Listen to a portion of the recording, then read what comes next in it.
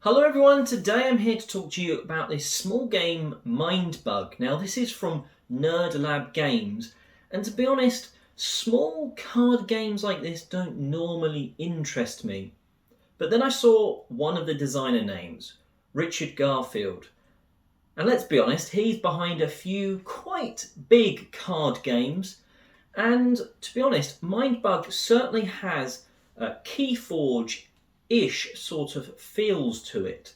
So it is a game for two players, but you don't need more than one deck. You buy the box, which is, I believe, there's only the one type of box you can buy, and that is all you need for two players. So how does Mindbug play, and kind of what makes it interesting? Well, yes, you're taking a random 10 monsters, creatures from this deck, and that is what's creating all of the ones that are going to be in play. So you're going to have 20 from the deck of just over 40 monsters in play at one time. The rest are either going to be used sort of horizontally as sort of like a life tracker, but that's been done before. What makes Mindbug interesting? Well, on your turn, you're either playing a card or you're activating a card. There's no mana costs, and there's no houses or anything like that, like Keyforge. You are doing one thing, so it's a very easy game to teach, at least. You play a card or you action a thing. And then there is the Mindbug twist. Each player starts with 2 Mindbugs. And there's no way from this deck to get Mindbugs back, and that is where it all starts to be interesting. So when you play a card, your opponent, if they have any left, has the opportunity to Mindbug it. So when you're about to play the card down, you show it to their opponent, and they have the chance to basically Mindbug and say, no, I'm going to play that card instead of you. And well, that means Mindbug turns into a game of mind games, because you're looking at your hand of cards and you're like, well, this is a brilliant card, but if I play that, it's just going to get Mindbugged and used against me. So do I play this kind of really good sounding creature and hope it gets Mindbugged, but then you're like, well, if it doesn't get Mindbugged, it's kind of got through and I'm happy with that.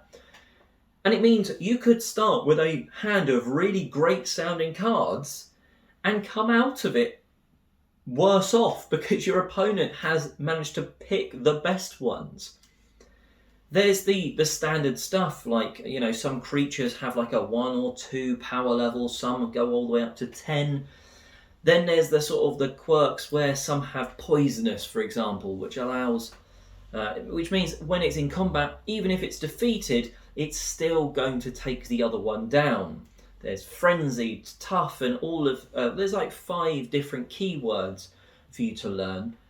But other than that, it's just a game where a quick one where you're playing a card, you're thinking when to basically Mindbug and capture and play that opponent's card instead of them, and you're just trying to basically get them down to 0 life. You start with 3 and one of you will end on 0. Now, it's super quick. So, like I've said, there's 5 terms. Frenzied, which is it can attack twice if it survives. Tough, it can effectively die twice before being removed and discarded from play. There is sneaky, which when you're attacking with it, if you're choosing to attack your opponent rather than one of the creatures on the table, it can only be stopped by another sneaky. Then there's poisonous, which I previously briefly mentioned. Regardless of what happens, the other thing will die. And the final one is hunter, which basically means normally from your cards, if you're choosing to attack with one of them, your opponent chooses what they're blocking with. They might go, well, this is a poisonous, so I'm going to block with that, because it will die even if it dies. With Hunter, you can choose what card you're attacking. So there might be that annoying one that they're getting a lot of damage out with, and you can make sure that's the one that you're attacking. There's no need to ever track health in a battle when you're fighting a monster against a monster, it's literally a case of who's got the highest power level. It's not damaged or anything. The only time that you're ever having to remember is tough, and it just tells you rotate the card, and it's really obvious. And it's been a lot of fun, to be honest. It's super quick, which means in a lunchtime, this has been sort of in my work bag, and it means I can pull it out, we can play a couple of games, and you've still got, 20, 30 minutes left for food, which means that's perfect for a lunchtime game. You can have a couple of games of it as well in that time, in half an hour. So even if you instantly lose, you can go again. There's a couple of quirks other than the Mindbug stuff, which is quite interesting. It's, as with any card game, your hand becomes sort of a resource, but more so in this. Because you start with 10 cards. 5 are in your hand, 5 of them are in a draw pile on the table. When that draw pile runs out, your discard pile doesn't get reshuffled. It's gone. You have no more draw pile. Now, there's some cards that let you draw your discard pile or play a card from yours or your opponent's discard pile. And it means that cards become as much of a resource in terms of having them left to play. Because if you can no longer play a card or attack with something, you lose. And I've managed to win a game by sort of managing to sort of wear my opponent down, that they couldn't do anything and they just lost. I've also lost games where I've had plenty of cards left and I can't stop them. I'm being battered and my health just goes down to 0. And it's just fun because it's that quick. It's not super serious. There's amazing sort of things put together where they've sort of put like a tiger and a squirrel together, and that's the animal, the weird combination there. Some amazing cards in the deck that are just, the artwork of these sort of combined animals is hilarious and quirky and fun. Now, are there some problems with it? Yes, I think there are. Now, you could see this as a positive or a negative.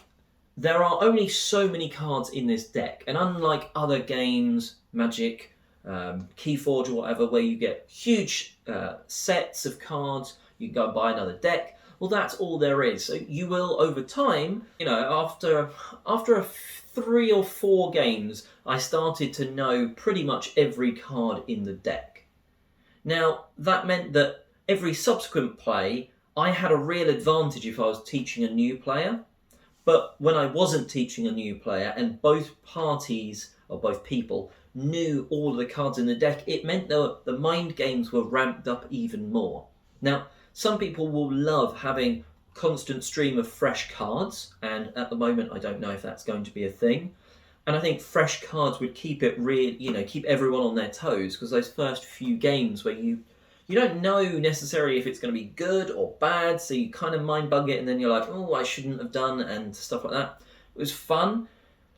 The mind games get more serious as you've gone past that, though, and it's sort of like, I know that's a good card, but I don't know what else you've got, and this could come out, and I've got this, so I can counter that and stuff. Some people will like the freshness of lots of cards. Other people will enjoy it for the fact that it's a set amount of cards, and you can kind of slowly work out the chances of a certain card being in the other person's hand. Now, another slight annoyance I had with this is, and it's easily solved, thankfully, is the rule book. Now, the rule book's good, but it did leave me with a few umming and ahhing questions. For instance, like I said, when your deck runs out, your deck runs out. And it kind of mentions that in the rule book, but it was like, but in every other game, you just shuffle your discard pile. Now, there's a QR code in the rulebook for the FAQs. You go on that. There's a few really obvious questions that I had, just like that, straight away answered. And I think if the game didn't try and be in a small box, which I love, portability, if it didn't try and be in this, the rulebook could have been bigger and maybe have that FAQs page in the back of it. But the fact that, the QR code is there, you scan it, it answers pretty much every question I've had, and I didn't have many. It was just a couple of just clarification that the rulebook seems to suggest that I don't shuffle my discard pile. But let's just be sure, and things like that. So yeah, the rulebook could have been a little bit better, and I think they maybe compromised to make sure it fits in the box. But the box portability, like I said, it's been living in my bag that I've been going to work with. You could easily fit that into like a coat or jumper pocket whenever you're going somewhere. And for 2 players, yeah, it's a fun, fast back and forth, really quick turns. You play a card, it could be mind bugged, it could be destroying a creature, it could be bringing up cards in and out of your discard pile, could be making someone else or the other player discard cards, and it works. It's good fun. So that is Mindbug. For other news reviews and all that sort of jazz, well, stick around on the channel. Hopefully you like this. Hopefully you've liked some of the shots of the cards and stuff. And until next time, I'm Oliver East, signing out.